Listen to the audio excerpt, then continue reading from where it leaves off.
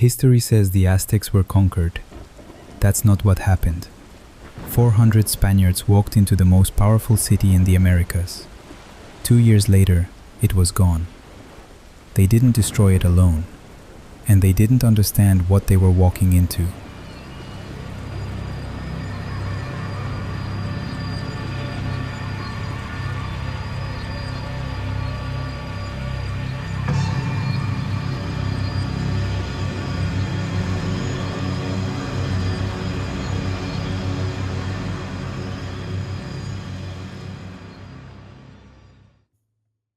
The lake was still.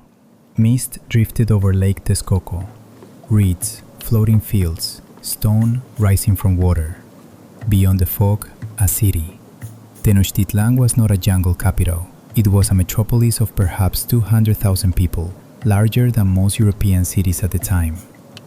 White temples cut into the morning light. Causeways stretched across the lake like deliberate lines.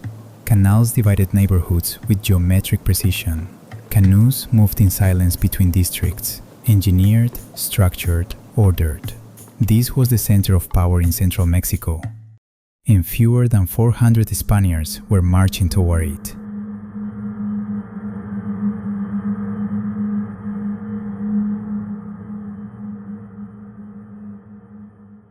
"400 men could not destroy this alone.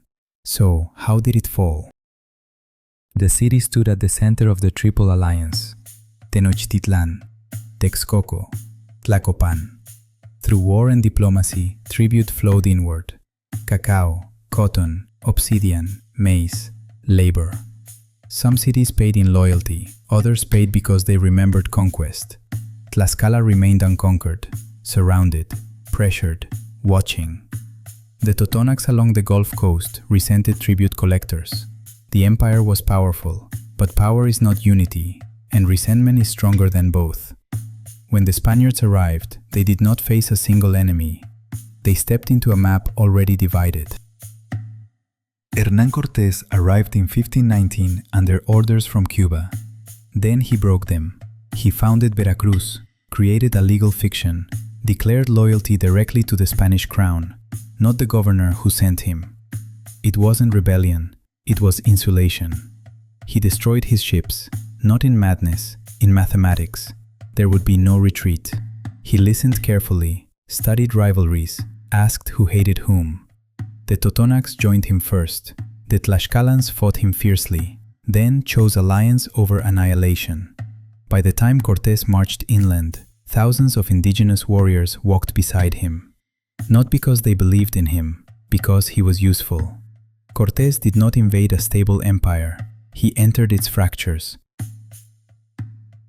In Tenochtitlán, Moctezuma Xocoyotzin ruled. Not a mystic, not a passive ruler, a political strategist. Reports had reached him for months.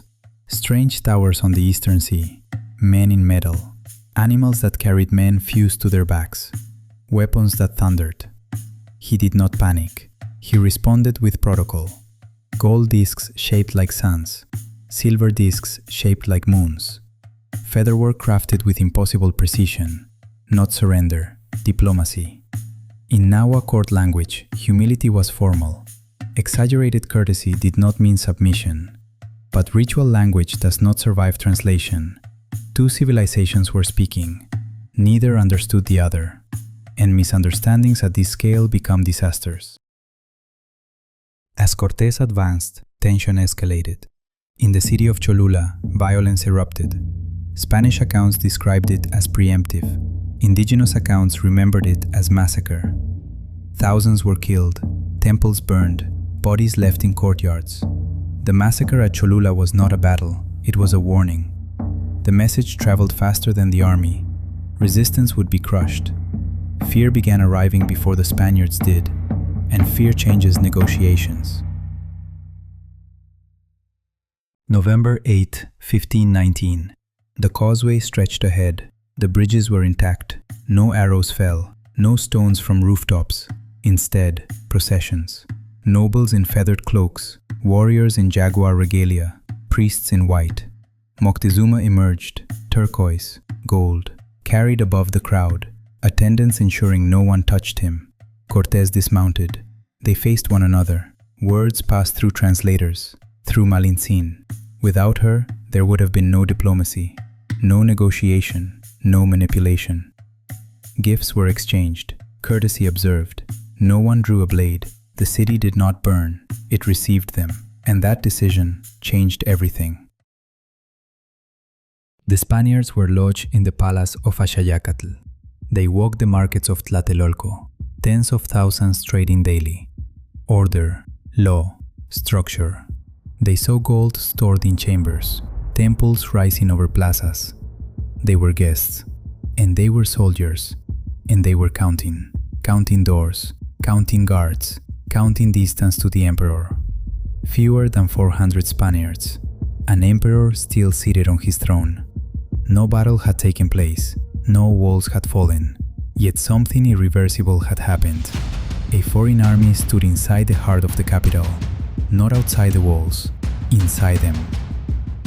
Within days, the emperor would no longer be free.